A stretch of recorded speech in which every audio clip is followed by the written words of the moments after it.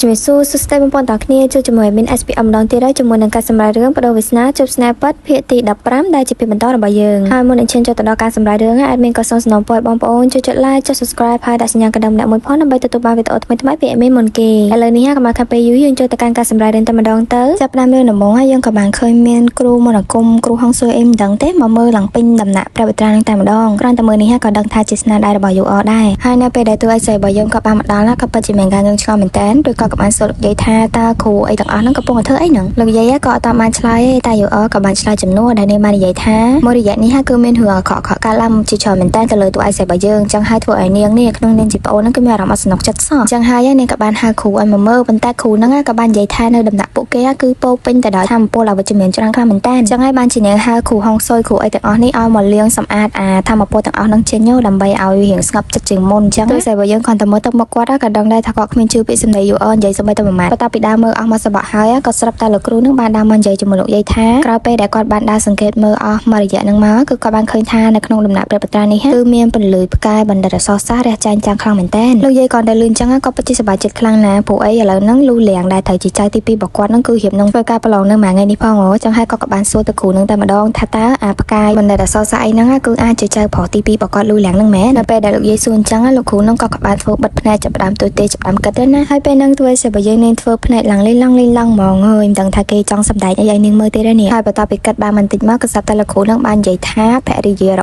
ស់លូលៀងដែលត្រូវជា UR ហ្នឹងគឺមានរួមចំណែកធំខ្លាំងមែនតើនៅក្នុងភាពជោគជ័យរបស់គាត់ហើយដើម្បីតែប្រកាសថាលូលៀងហ្នឹងនឹងអាចប្រឡងជាប់បាននៃជោគជ័យហ្នឹងគឺត្រូវតែធ្វើតាមអ្វីៗគ្រប់យ៉ាងដែល UR ហ្នឹងចង់បានទាំងអស់លោកយាយក៏អត់មានបានខ្វល់ខ្វាយអីច្រើនទេគាត់គ្រាន់តែសប្បាយចិត្តថាគ្រូសាគាត់តិចទៀតនឹងមានបណ្ឌិតមួយរះឡើងអីចឹងណាបើនិយាយពី UR វិញឡើងសើចសោះស្រាយហ្មងព្រោះអីវាសម្រេចអីដែលនាងចង់បានហ្នឹងឯទៅស្រីរបស់យើងវិញគឺនាងឈរមើលពីចង្អាយឡើងហួសចិត្តហ្មងអត់នឹកស្មានថា UR នេះហ៊ានធ្វើដល់ថ្នាក់ហ្នឹងនៅពេលហ្នឹង UR ក៏បាននិយាយជាមួយលោកយាយដែរថានាងនឹងព្យាយាមជួយឲ្យលូលៀងហ្នឹងទទួលបានជោគជ័យនៅក្នុងការប្រឡងរបស់គាត់អីអញ្ចឹងណាប៉ុន្តែនាងស្រាប់តែធ្វើមកកំសត់ភ្លាមតែម្ដងហើយក៏បាននិយាយថាការពីមុនហ្នឹងគឺនាងធ្លាប់ធ្វើខុសតិចតួចហើយក៏ត្រូវបងស្រីខំខាំងឲ្យចេញទៅណាអញ្ចឹងណានៅពេលដែលឃើញអញ្ចឹងតួស្រីគឺដឹងហើយថា UR ឥឡូវហ្នឹងគឺចង់មកនាំរឿងដាក់ខ្លួនអីអញ្ចឹងណាចង់តួស្រីយើងក៏ធ្វើជាសើចដូចបងស្រីល្អអញ្ចឹងហើយក៏និយាយថាប្រកាសថាការប្រឡងរបស់លូលៀងគឺសំខាន់ខ្លាំងដូច្នេះហើយឥឡូវនេះគឺនាងឡើងខំខាំង UR អីទៀតហើយ UR អាចទៅណាទៅណីបានហើយបន្ទាប់ពីបានដូចចិត្តគេអញ្ចឹងហើយវិធានខ្ញុំឡើងស្រស់ហ្មង UR បន្ទាប់មក UR ក៏បានហៅតួឯកសាររបស់យើងឲ្យទៅបន្ទប់តែ2នាក់ដើម្បីនិយាយគ្នាអញ្ចឹងណានៅពេលដែលទៅដល់ហ្នឹងតួស្រីក៏បានសួរទៅកាន់នាងថាហេតុអីបានជានាងហៅគាត់មកនិយាយស្ងាត់ៗតែ2នាក់អញ្ចឹងមានការអីមែន UR ក៏បានបន្តទៀតថាលោកយាយបាននិយាយថាការប្រឡងរបស់លូលៀងហ្នឹងគឺមានសារៈសំខាន់ខ្លាំងមែនតើហើយដើម្បីអាចឲ្យគាត់ប្រឡងជាប់ដោយជោគជ័យបានណាពួកយើងក៏ត្រូវការប្រាក់ដើម្បី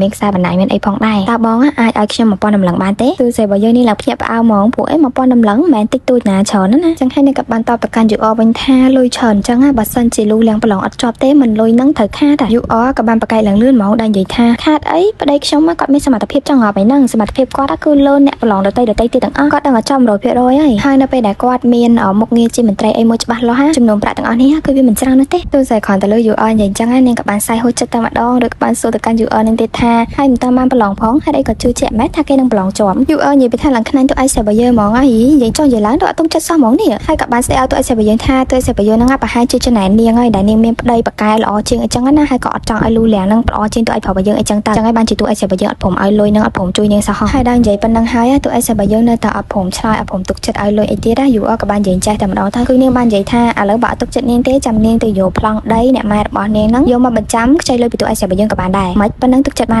នទៅស្រីនាងក៏បានធ្វើជាស្ទាក់ស្ទើរចិត្តថាបានប្រកាសជាបានហើយគឺនាងនឹងឲ្យលុយហ្នឹងប៉ុន្តែចុះបើសិនជាលូលៀងពិតជាប្រឡងអត់ជាប់មែនអញ្ចឹងលុយហ្នឹងធ្វើមិនទៅ UR គ្រាន់តែលឿនអញ្ចឹងគឺថាឆ្លើយឡើងលឿនតែម្ដងដែលនាងបាននិយាយថាបើសិនជាលូលៀងពិតជាប្រឡងអត់ជាប់មែនចាំនាងនឹងសងលុយហ្នឹងទៅទូឯស្រីរបស់យើងវិញគ្រប់ចំនួនតែម្ដងឲ្យបាត់សំបីតែមួយតម្លឹងប៉ុន្តែបើសិនជាលូលៀងពិតជាប្រឡងជាប់មែនណាគឺអាលុយ1000តម្លឹងហ្នឹងត្រូវតែទុកជាកាដូអបអរសាទរឲ្យនាងហើយនឹងលូលៀងអីចឹងទៅរបៀបថាគឺនាងអត់សងវិញទេបន្ទាប់ពីនិយាយចឹងហើយក៏បានសួរមកឃ្លាចុងក្រោយទៅកាន់ទូឯស្រីរបស់យើងថាតើទូឯស្រីរបស់យើងហ្នឹងហ៊ានទទួលសំណើមួយនេះអត់ហើយទូឯស្រីរបស់យើងនេះមានអីត្រូវខ្លាចទៅដូច្នេះហើយនាងក៏បានឆ្លើយយកព្រមឡើងលឿនតែម្ដងហើយនាងក៏ឆ្លើយបញ្ជាក់ទៀតដែរថាបើសិនជាក្នុងរយៈពេល1ខែ UR អាចយកលុយទាំងអស់ហ្នឹងមកសងនាងវិញបានទេគឺនាងនឹងយកអាប្លង់ដីដែល UR យកមកប្រចាំហ្នឹងហើយមិនត្រឹមតែប៉ុណ្ណោះទេទូឯស្រីរបស់យើងក៏បានឲ្យ UR ហ្នឹងទៅសេជាกระดาษលិខិតស្នាមមានអីត្រឹមត្រូវផងដែរ UR នេះមិនខ្លាចទេចង់ទៅសេអីសេទៅប្តេជ្ញាមេដៃអីផ្ដិតទៅសំខាន់ឲ្យតែបានលុយព្រោះគេជឿជាក់ណាថាប្តីគេនឹងប្រឡងជាប់ហើយមូលហេតុដែលទូឯស្រីរបស់យើងគាត់ក្លាហានហ៊ានទទួលសំណើនឹងលឿនម៉េះហ្នឹងគឺដោយសារតែមានតែគាត់ទេដែលដឹងពីសមត្ថភាពពិតរបស់លូលៀងច្បាស់តែ ម្ដងពួកការពីជីវិតមុនហ្នឹងបើសិនជាមិនមានជំនួយបន្ថែមពីនាងទេក៏លូលៀងនឹងមិនអាចជាប់ខ្លាចជាមន្ត្រីអីបានដែរឥឡូវយើងកាត់មកដល់នៅថ្ងៃស្អែកវិញគឺយើងឃើញថាយូអននេះនាងបានមកបន់សន់អីនៅពហិធម្មតាអញ្ចឹងណាឲ្យប្តីរបស់នាងអីអញ្ចឹងទៅសត្វតែពេលហ្នឹងគឺនាងក៏បានដើរកាត់ដូនជីម្នាក់ហើយគ្រាន់តែដើរហួសយូអនតិចភ្លាមដូនជីនឹងក៏បាននិយាយឡើងលឺតែម្ដងថាធម្មពលរបស់យូអនហ្នឹងគឺពិតជាមានលៀបសំណាងច្រើនខ្លាំងមែនតើដែលអាចនឹងធ្វើឲ្យសមាជិកគ្រួសារណាមួយរបស់នាងហ្នឹងគឺទទួលបានភាពជោគជ័យខ្ពង់ខ្ពស់រុងរឿងអីចឹងទៅយូអនគ្រាន់តែលឺអញ្ចឹងនាងក៏បានងាកមកអរគុណដូនជីម្នាក់ហ្នឹងអញ្ចឹងណាហើយក៏ឲ្យបម្រើរបស់នាងផ្ដល់ប្រាក់តិចតួចឲ្យគាត់ពេលហ្នឹងយូអនអត់គិតអីច្រើនទេគ្រាន់តែបាញ់គេតែសារអញ្ចឹងឲ្យប្រាក់គេហើយក៏ហើយអញ្ចឹងណាប៉ុន្តែក៏ស្រាប់តែដូនជីហ្នឹងបានបន្ថែមទៀតថាយូអនគឺនាងមានឱកាសដល់ទៅ2ដងដើម្បីកែប្រែជីវិតខ្លួនឯងដូច្នេះហើយប្រើប្រាស់ឱកាសនោះឲ្យបានល្អផងយូអនគ្រាន់តែស្ដាប់ហើយនាងឡើងភ្ញាក់ព្រឺតហ្មងពួកអីឱកាស2ដងនោះគឺមានន័យថានាងបានរស់ឡើងវិញម្ដងទៀតអញ្ចឹងទៅមិនហប់បានថាជីវិត2ហើយដល់ពេលគាត់ចុះគាត់ឡើងអញ្ចឹងនាងក៏បានគិតថា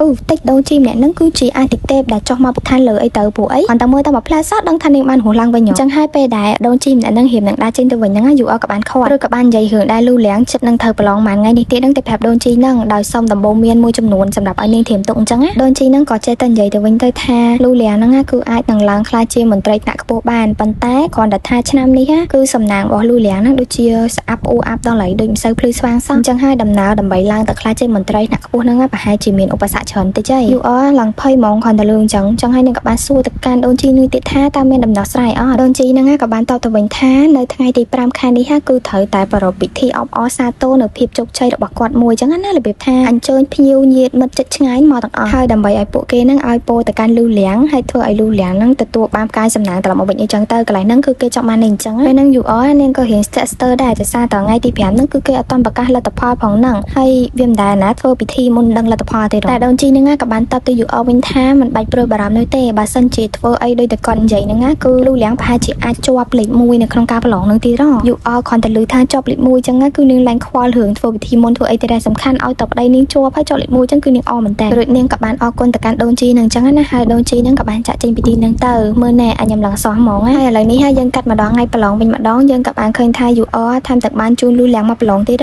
តហើយមុននឹងពេលឲ្យលូលៀងចូលទៅហ្នឹងយូអក៏បានឆ្លៀតសួរលូលៀងទៅថាតើគាត់បានត្រៀមខ្លួនរួចរាល់អីអស់នៅលូលៀងគឺប្រាប់យូអថាមិនបាច់បារម្ភទេគាត់ត្រៀមហើយអស់ហើយគាត់ថែមទាំងបានសន្យាទៀតថាគាត់នឹងធ្វើឲ្យគ្រួសារពួកគេទាំងមូលមានមោទនភាពមកលើគាត់និយាយពីថាយូអគេឡើងសប្បាយចិត្តហ្មងគ្រាន់តែលឺលូលៀងនិយាយអញ្ចឹងរួចក៏រួញឲ្យលូលៀងហ្នឹងចូលទៅប្រឡងទៅហើយមុនពេលដែលចូលទៅដល់ហ្នឹងគឺគេត្រូវតម្រង់ជួរដើម្បីកត់ឈ្មោះកត់អីចឹងណាហើយឆ្លៀតពេលដែលអ្នកយាមគេអត់ចាប់អារម្មណ៍ហ្នឹងលូលៀងក៏បានលួចយកกระดาษប្រយ៉ងទូចមួយនេះមូលមកដាក់ចូលក្នុងអាកងគៀបសក់របស់គាត់ហ្នឹងតែម្ដង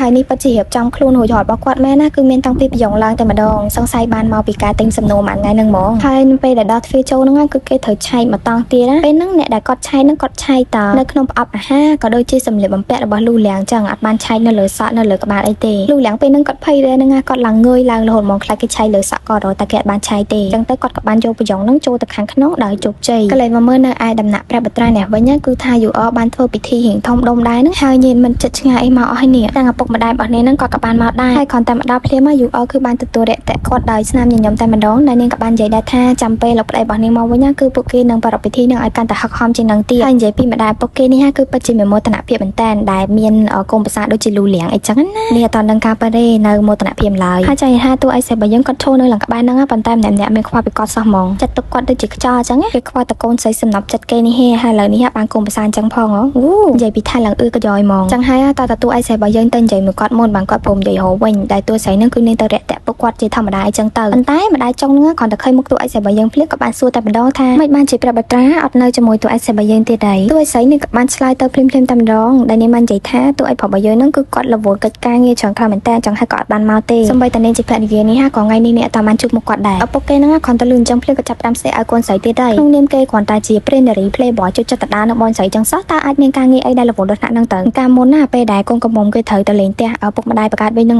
តួអីប្រុសរបស់យើងហ្នឹងអត់បានទៅហើយឥឡូវនេះគឺមានពិធីអបអរសាទរបងប្អូនជ្រុំមួយគេប្រឡងអីហ្នឹងក៏តួអីប្រុសរបស់យើងអត់នៅទៀតបានឪពុកគេនិយាយចឹងហើយនិយាយពីថាម្ដាយចុងឌឺតួអីស្រីរបស់យើងឡើងអស់ពីដៃតែម្ដងពេលហ្នឹងយូអគេក៏បានចាប់ផ្ដើមអួតពីប្តីរបស់ខ្លួនឯងហើយដែលនាងបាននិយាយថាប្តីរបស់នាងហ្នឹងគឺមានមុខមាត់គេទៅយួរដោយសមត្ថភាពរបស់គាត់ខ្លួនឯងផ្ទាល់អញ្ចឹងមិនដូចអ្នកខ្លះហេអាងពឹងលើតឋានៈអីនិយាយទៅគឺនិយាយដេមដាមដល់តួអីប្រុសរបស់យើងនឹងឯងហើយក៏ធ្វើជាសួរទៅកាន់តួអីស្រីរបស់យើងថាតើមកពីតួអីប្រុសហ្នឹងគាត់ខ្មាស់គេពេកទៅអីបានជាអត់ហ៊ានចេញមកជប់មុខអ្នកដទៃសោះតួស្រីក៏ធ្វើជាសាយតិចហើយក៏បានឆ្លើយតបទៅវិញថាគាត់ហើយនឹងព្រះបត្រាគឺព្យាយាមអស់ពីកម្លាំងកាយចិត្តដើម្បីមើលថែដំណាក់មួយនេះមិនដូចជាយូអឯងទេដែលផ្ដោតក្តីសង្ឃឹមគ្រប់យ៉ាងទៅលើប្តីខ្លួនឯងបាននិយាយទៅគាត់និយាយដៀមតាម តាមយូអថាអាងតែខ្លួនជាស្រីអាងអីប៉ងតែលើមនុស្សប្រុសចឹងអត់មានសមត្ថភាពអីខ្លួនឯងយូអពេលហ្នឹងឡើងចង់ខឹងវិញតើប៉ុន្តែគង់តែអ្នកម៉ែគេទប់ជាប់ឲ្យកុំអីវាយគ្នានឹងហ្មងនេះចឹងហើយពេលហ្នឹងទូអីសេបយើងនាងក៏បានប្រាប់ឲ្យឪពុកហើយនឹងម្ដាយចង់នាងនឹងចូលទៅអង្គុយលេងខាងក្នុងទៅមើលទៅលោកយាយគាត់ដូចជាចាំយូរហើយគាត់ទៅពុកគាត់ដើរចូលទៅក្នុងបាត់ភ្លាមហើយទូអីសេបយើងឡើងដកដង្ហើមធំតែម្ដងហើយមួយថ្ងៃហ្នឹងគឺហត់តែនឹងមនុស្សពួកអស់នេះទេពេលនោះហើយឈុនម៉ៃក៏បាននិយាយទៅកាន់ទូអីសេបយើងថាយូអថ្ងៃនេះគឺដូចជាថ្លាមធំដល់ហើយនេះអួតក្អេងក្អាងនឹងពេញនឹងហ្មងហែមទាំងនិយាយអាខកពីទូអីប្រាប់យើងដែលជាប្រាប់បត្រានឹងទីតែទូស្រីក៏បាច់ជាតបទៅឈុនម៉ៃវិញថាគឺនាងចង់ឲ្យយូហ្នឹងកាន់តែមានអំណួតក្អឺតកតុំជានឹងទីហើយរឿងដែលល្អមើលគឺវាទៅតែចាប់ដើមនេះទេរួចមកគាត់ក៏បានប្រាប់ឲ្យឈុនម៉ៃនឹងទៅធ្វើអីម្យ៉ាងចឹងណាឈុនម៉ៃនឹងក៏បានចាក់ចេញទៅចឹងទៅតែយើងអត់ដឹងថាគាត់បានបញ្ជាឲ្យឈុនម៉ៃទៅធ្វើអីនោះទេគាត់តែមើលទៅលើមុខរបស់គាត់ទៅគឺញឹមឡងពេញចិត្តហ្មងពេលនេះហើយទូអីសេបយើងនាងចាប់ដើមរៀបកលល្បិចដាក់យូវិញហើយចាំមើលថានាងចង់ធ្វើឲ្យយូឥឡូវយើងក៏លេងមើលនៅកន្លែងដែលប្រឡងវិញម្ដងពេលនេះគឺលូលៀងគាត់កំពុងតែអង្គុយប្រឡងជាមួយនឹងបេក្ខជនដទៃទៀតអញ្ចឹងណាហើយលូលៀងគាត់ក៏អំពីលួចមើលប្រយោគរបស់គាត់ធម្មតាចឹងទៅពេលហ្នឹងគឺអត់មានអ្នកចាប់អារម្មណ៍ទេប៉ុន្តែគាត់សាប់តែឈុនម៉ៃហ្នឹងបានមកជួបអ្នកយាមនៅខាងក្រៅហ្នឹងហើយនាងក៏បានហុចសបុតមួយហើយប្រាប់ឲ្យអ្នកយាមហ្នឹងគាត់យកសបុតហ្នឹងទៅឲ្យលោកម្ចាស់ដែលជាអ្នកត្រួតពិនិត្យក្នុងការប្រឡងហ្នឹងទៅហើយនៅពេលដែលគេបានយកអាក្តារហ្នឹងមកឲ្យគាត់មើលអាសបុតហ្នឹងលោកម្ចាស់ហ្នឹងក៏បានសែកឡើងខ្លាំងតែម្ដងថាមានអ្នកណាម្នាក់នេះគឺមកប្តឹងគាត់ថានៅកន្លែងប្រឡងហ្នឹងគឺមានការលួចមើលប្រយោគអីចឹងហើយគាត់ក៏បានឲ្យអ្នកយាមនៅទីហ្នឹងចាប់ផ្ដើមធ្វើការឆែកឆេរភ្លាមតែម្ដងនោះចប់ឲ្យលូលៀងមើលទៅនេះហើយទៅជាកដោដែលភ្ញាក់ផ្អើលខ្លាំងបំផុតនេះដែលទូអីសេបយើងរៀបចំឲ្យយូចំណែកអ្នកនៅខាងដំណាក់ព្រះបតានេះវិញអត់មានណាគេដឹងអីទេនៅសើចសប្បាយផឹកស៊ីជុំគ្នាឡើយណានៅអបអសាទោអបអសាអីនេះពេលនោះក៏សាំតែអ្នកបម្រើម្នាក់ហ្នឹងបានហត់មកសែកឡើងទៅហេតុទៅហត់តែម្ដងដែលបាននិយាយថាលូលៀងហ្នឹងបានត្រឡប់មកវិញហើយអ្នកគ្រប់គ្នាដែលនៅទីហ្នឹងគេពិតជាមានការងឿងឆ្ងល់ខ្លាំងមែនតើព្រោះអីការប្រឡងហ្នឹងថែមត្រូវបន្ត2ម៉ោងទៀតទេមិនបានចាប់លឿនម៉េចអីចឹងអាយូវិញគឺនៅតែអត់តន់ដឹងខ្លួនទៀតនាងក៏បែរជាសែកនិយាយថាប្រហែលជាមកពីប្តីមកខ្ញុំគាត់ឆ្លាតពេកឲ្យដឹងបានគាត់ធ្វើឲ្យដាក់មុនគេចឹងហ៎ម្នាក់គាត់ទៅលឿនចឹងគឺសើចអ៊ូឡើងពេញនឹងហ្មងនាំគ្នាទៅអបអសាទោបន្ថែមទៀតចឹងហើយនិយាយទៅគឺមានតែតួឯកសេបយើងហើយដែលបានដឹងរឿងទាំងអស់ថាមាននឹងអីកាត់ឡើងចឹងហើយបន្ទាប់ពីពេលហ្នឹងមកយូក៏បានចាប់ផ្ដើមដឹកនាំអ្នកគ្រប់គ្នាចេញទៅក្រៅដើម្បីទទួលលូលៀងត្រឡប់មកផ្ទះវិញចឹងណានាងថែមទាំងបានឲ្យគេលេងតន្ត្រីឲ្យលឺខ្លាំងថែមទៀតផងហើយចេញមកដល់ក្រៅហើយហ្នឹងពេលចូលចាំប្តីហ្នឹងយូនាងក៏បានលុតកឆាក់កឆេងហោមជាមួយតន្ត្រីឡើងពេញហ្នឹងហ្មងអូយនិយាយទៅសប្បាយចិត្តខ្លាំងណាប៉ុន្តែក៏សាប់ធ្លាក់ទឹកមុខវិញភ្លាមតែម្ដងដោយសារតែឃើញលូលៀងត្រូវបានគេអូសមកមើលទៅដូចជាអត់តំណងអត់ស្រួលសោះហ្មងអូសមកតម្លាក់នៅមុខផ្ទះហ្មងនេះហើយមើលមុខលូលៀងឡើងភ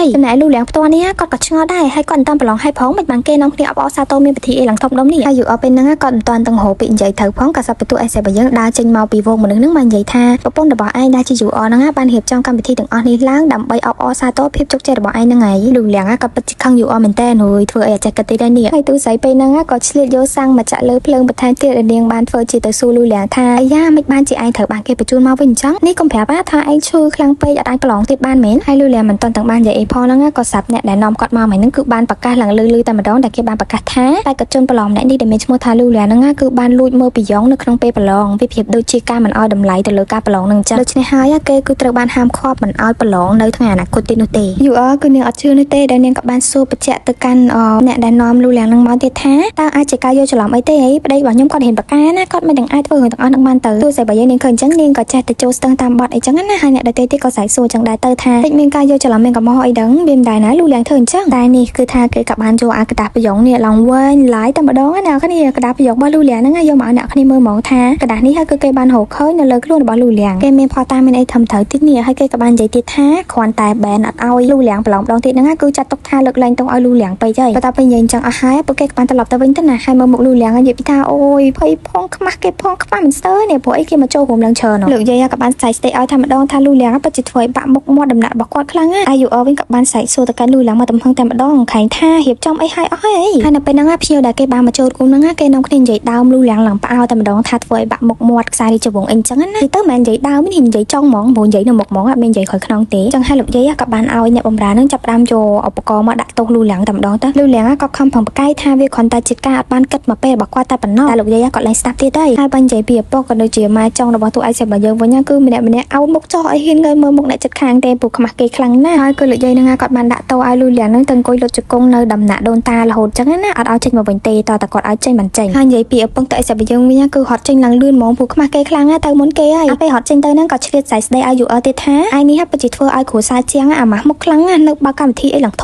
ំទៀតណែអូយខ្មាស់គេខ្លាំងណាស់ដល់ពេលនិយាយចឹងហើយក៏បានហត់ចាក់ចេញពីទីហ្នឹងទៅហើយភ្ញៀវទាំងអស់ទៀតហ្នឹងគឺនៅតែអីដែរនាំគ្នាចេញទៅទាំងខកចិត្តទាំងខឹងអីចឹងណានិយាយទៅគឺគេខឹងស្អប់មនុស្សដែលប្រព្រឹត្តអំពើចឹងខ្លាំងមែនតើហើយបើនិយាយពីយូវិញគឺអត់ហ៊ានមើលមុខភ្ញៀវនោះទេឡើងបែរចេញបាំងមុខហ្មងណាបើទោះអីសេបើយើងវិញគឺនាងខំប្រឹងទប់សើចព្រោះដឹងនាងនឹងថាអត់ត្រូវសើចទេក្នុងពេលហ្នឹងប៉ុន្តែក្នុងចិត្តនាងគឺនាងចង់សើចឡើងរយៈមាត់ទេនេះព្រោះអីតាមពិតទៅសម្បីតែដូនជីដែលបានដើរកាត់មកយូ ហើយនិយាយអ្វីៗគ្រប់យ៉ាងឲ្យយូអធ្វើតាមហ្នឹងណាក៏ទូឲ្យសេបយើងជាអ្នកជួលមកដែរកាលហ្នឹងណាឈុនមិនគឺអត់ជួយលើទូឲ្យសេបយើងឯងដែលនាងបាននិយាយថាពេលដែលឲ្យយូធ្វើកម្មវិធីកាន់តែធំចឹងទៅមិនធ្វើឲ្យមុខមាត់នាងកាន់តែឡើងដែរទេអីតែទូសេបយើងក៏បានទៅវិញថាយូតែងតែអួតរហូតថាប្តីខ្លួនឯងបកែប្តីខ្លួនឯងល្អអីចឹងណាបាននិយាយទៅនាងគឺជាមនុស្សដែលចូលចិត្ត attention ចូលចិត្តការតាក់ទាញអារម្មណ៍អីចឹងទៅប៉ុន្តែមនុស្សលូលៀងហ្នឹងគឺជាមនុស្សដែលចូលចិត្តតែលេងផ្លូវការបាននិយាយទៅទូឲ្យសេបយើងគឺនាងបានឃើញអាកដាស់ប្រយ៉ងរបស់លូលៀងហ្នឹងមុនទៀតចឹងហើយបានជានាងប្រាប់ឲ្យជនមីហ្នឹងយកអាសបុតហ្នឹងទៅឲ្យអ្នកដែលយាមទ្វារកន្លែងប្រឡងហ្នឹងអូយប៉ុនសាហាវហ្មងទូឲ្យសេបយើងមកក្តាំងនេះគឺថាយូបាក់មុខសាហាវព្រៃផ្សាយហ្មងឥឡូវមកមើលខាងយូណាវិញកំពុងតែត្រូវលោកយាយស្ដីឲ្យនេះលោកយាយគាត់ថាតាំងពីពេលដែលយូឲ្យពួកគេរៀបចំពិធីហ្នឹងម៉េចគាត់ចាប់ផ្ដើមមានអារម្មណ៍សង្ស័យបាត់ហើយតែយូចេះតែនិយាយរហូតថាដូនជីអ្នកហ្នឹងគឺនិយាយប៉ិតណាស់អីចឹងទៅនិយាយធ្វើឲ្យគាត់ទុកចិត្តឡើងស្លងតែម្ដងយូនេះក៏ព្យាយាមបកស្រាយទៅកាន់លោកយាយចឹងណាប៉ុន្តែពេលដែលនាងរៀបនឹងនិយាយហ្នឹងគឺលោកយាយកាន់តែខឹងខ្លាំងទៀតតែម្ដងហើយនេះគង់តែយូមានទងន់នេះកុំអីហ្នឹងគាត់ឲ្យទៅលុតឆ្កងជាមួយលូលៀងដែរបាត់ហើយពេលហ្នឹងយូក៏ព្យាយាមសុំការអភ័យទោសពីលោកយាយដែរដែលនាងបាននិយាយថានាងដឹងខុសហើយអញ្ចឹងតែលោកយាយគាត់ឡើងស្ដាប់អីទៀតហើយដែលគាត់ក៏បាននិយាយថាឲ្យយូហ្នឹងទៅប្រាប់លូលៀងហ្នឹងវិញទៅថ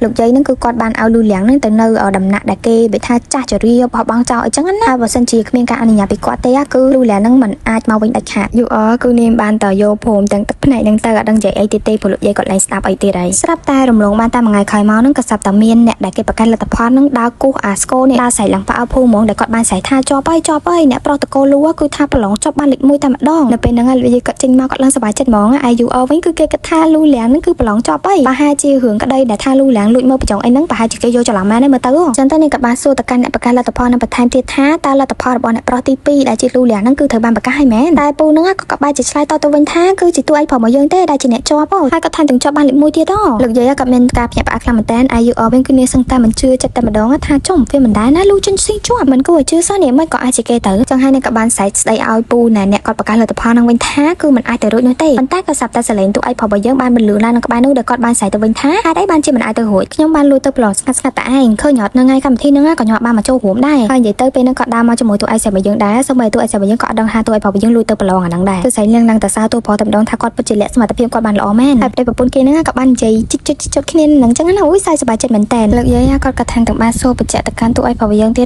ថាមែនក៏អីទូប្រុសរបស់យើងក៏បានងត់ក៏បានទាំងញញឹមចឹងណាហើយនិយាយពីថាអ្នកគ្រប់គ្នានៅពេលហ្នឹងគឺគេឡើងសប្បាយចិត្តហ្មងលើកឡើងតែ UR នេះហើយអាពេលមុខ UR កំពុងតែខឹងកញ្ញើហ្នឹងទូប្រុសរបស់យើងក៏ឆ្លៀតចាក់សាំងថែមភ្លើងទៀតដែលគាត់បាននិយាយថាលូលៀងហ្នឹងគឺបានធ្វើឲ្យបាក់មុខនៅដំណាក់ព្រះបត្រានឹងខ្លាំងមែនតើដូច្នេះហើយបើសិនជាគាត់មិនប្រឡងជាប់បានមួយទេគាត់មិននឹងអាចស្ដារមុខមាត់ឲ្យដំណាក់ពួកគេវិញបានទៅក្នុងនាមជាអ្នកស្នងតំណែងព្រះបត្រាអីចឹងគឺស្រីរបស់យើងឡើងញញឹមខ្ជិបតែម្ដងអូយពិតជាមានមោទនភាពលើប្តីនេះចឹងហើយលោកយាយក៏បានបញ្ញានាំពួកគេទៅអរគុណដូនតានៅដំណាក់ដូនតាអីចឹងណានិយាយទៅលោកយាយនឹងធ្វើអីក៏គិតតែដូនតាដែរហើយយូនេះវិញនៅតែឈោគិតនៅតែឆ្ងល់នៅតែអត់អស់ចិត្តតែឯងចឹងទៅដែលនាងគិតថាមិននឹងអាចទៅរួចទៅឲ្យប្រុសរបស់យើងរត់ដល់នឹងត្រឹមតែជាព្រះនារីដែលដើរលេងអត់គិតទេអត់គិតអីសោះហ្នឹងប្រហែលជាទូឲ្យប្រុសរបស់យើងសុកប៉ាន់គេបាត់ឯដឹងនិយាយទៅមិនសុកចិត្តតែខ្លួនឯងនេះមិននិយាយបខូចគេឈ្មោះគេណាណៃចឹងហើយទូស្រីដែលនៅក្បែរហ្នឹងពេលហ្នឹងក៏អត់តាន់បានដើរទៅហ្នឹងគាត់ក៏បានងាកមកនិយាយជាមួយយូវិញថាការជោគជ័យការប្រឡងជាប់របស់ទូឲ្យប្រុសរបស់យើងហ្នឹងគឺមកពីសមត្ថភាពរបស់គាត់ខ្លួនឯងមិនមែនដូចអ្នកខ្លះឲ្យលួចមើលប្រយ៉ងលួចមើលអីចឹងឥឡូវនេះគេក៏ត្រូវបានបាត់បង់អ្វីៗគ្រប់យ៉ាងព្រោះអីត្រូវគេចាប់បានទៀតហ៎មកចុះយូនៅចង់ចាក់បាត់ជំនាញទៀតអត់អូយនិយាយទៅទូឲ្យស្រីរបស់យើងនិយាយឌឺយូឡើងមកឆ្ងាញ់ហ្មងយូវិញនិយាយថាអូយដៅដូចបាយពុះចឹងហើយយូដែលខឹងពេកហ្នឹងនាងក៏បានស្រែកស្ដីឲ្យទូឲ្យស្រីរបស់យើងឡើងខ្លាំងតែហ្មងថាទៅសុបាយចិត្តអីទូប្រុសហ្នឹងគ្រាន់តែជាមនុស្សអត់បានការម្នាក់ហ្នឹងទូស្រីនាងក៏បានបន្តទៀតថាអីយ៉ាបងស្រីឯងពិតជាដូរប្រធានបတ်បានលឿនមែនប្តីរបស់ឯងគឺបានលួចមើលប្រយ៉ងធ្វើឲ្យគ្រួសារយើងខ្លាយទៅជាសំណើចនៅក្នុងក្រុងទាំងមូលហើយឥឡូវនេះឯងនៅហ៊ានមកដើរចោតប្រកាន់អ្នកដទៃទៀតហើយមុននឹងចេញទៅហ្នឹងទូឲ្យស្រីរបស់យើងនាងក៏បានឆ្លៀតដាក់ផ្លិតទៅលើស្មារបស់យូឬក៏បាននិយាយថាលុយ1000ដំឡឹងដែលឯងជាពាក់យើងហ្នឹងក្នុងរយៈពេល1ខែកុំភ្លេចយកមកសងយើងផងបើមិនអញ្ចឹងទេប្លង់ដីប្លង់ផ្ទះរបស់ម្ដាយឯងដែលឯងយកមកប្រចាំនៅយើងហ្នឹងនឹងខ្លាចជារបស់យើងណាតែពេលនិយាយអញ្ចឹងហើយនាងក៏បានដើរចាក់ចេញពីទីនឹងបាត់ទៅទុកឲ្យយូនេះនៅខឹងនៅកញ្ញាញ់ខួរតែឯងហ្នឹងហើយនៅពេលដែលត្រឡប់មកបន្ទប់របស់ខ្លួនឯងវិញក៏វាក់តែម្ដងយូបានឃើញថាលូលៀងបានមកអង្គុយហូបអីនៅបន្ទប់ឡើងធ្វើម្ដងនេះទាំងដែលលោកយាយឲ្យគាត់ទៅនៅអាដំណាក់ចាស់ជរាហ្នឹងហើយហ្នឹងចឹងហើយនាងក៏បានបញ្ញាទៅបិទទ្វារចឹងទៅដែលសួរគាត់ថាមិនមកគាត់ហ៊ានមកផ្ទះវិញចឹងលូលៀងក៏បានឆ្លើយតទៅវិញថាមិនបានគាត់មិនហ៊ានមកបើយូហ៊ាននៅនេះលេខស៊ីឡើងស្លុកសុកសូឡាឲ្យគាត់ទៅលបាក់តែម្នាក់ឯងមិនកើតយូក៏បានស្ដីទៅឲ្យគាត់វិញថាចាំមួយថ្ងៃហេតុអីបានជាទៅលួចមកប្រយ៉ងតែលូលៀងក៏ក្បែរជាប្រាប់ឲ្យយូហ្នឹងបិទប្របីឲ្យឆាប់បើសិនជានាងមិនធ្វើអាកម្មវិធីធំដុំឈួតលប់អីហ្នឹងទេក៏មិនមានមនុស្សច្រើនដែរដែលដឹងរឿងនេះយូនេះឡើងហួចចិត្តតែម្ដងដែលនាងបាននិយាយថាហា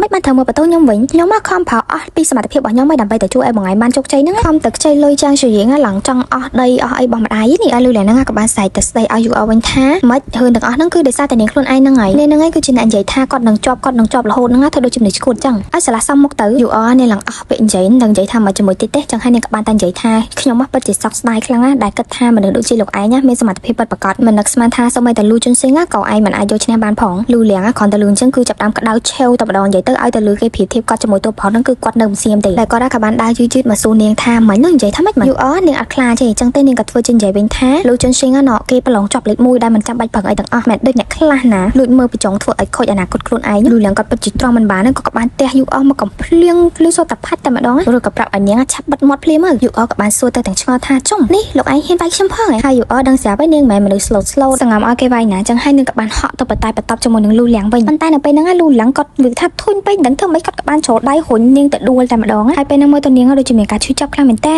ហើយលូលៀងគាត់ក៏បានចាប់អារម្មណ៍ឃើញថាមានឈាមហូរចេញមកពីក្នុងសពុតរបស់យូអនឹងច្រើនហ្មងហើយយូអគឺនាងក៏បានឃើញឈាមនឹងផងដែរគឺនាងពិតជាមានការភ័យខ្លាំងមែនតើហើយឡងសែតហ្មងពួកអីមើលទៅនាងប្រហែលជាលូតកូនរបស់នាងបាត់ហើយហ្នឹងហើយខំចោតប្រកាន់គេផងកិច្ចផ្ទះផងអីផងដើម្បីថែសារកូនហ្នឹងឥឡូវហ្នឹងគឺមកលូតក្នុងស្នាដៃប្តីរបស់ខ្លួនឯងតែម្ដងយ៉ាងណាមិញរឿងរបស់យើងក៏បានមកដល់ទីបញ្ចប់ត្រឹមតែប៉ុណ្ណេះអរគុណបងប្អូនដែលបានចំណាយពេលវេលាដ៏មានតម្លៃរបស់លោកអ្នកមកស្ដាប់ការសម្ដែងរបស់នាងខ្ញុំពីដើមដល់ចប់ចាំជួបគ្នានៅភាគក្រោយៗទៀតណាបាយបាយ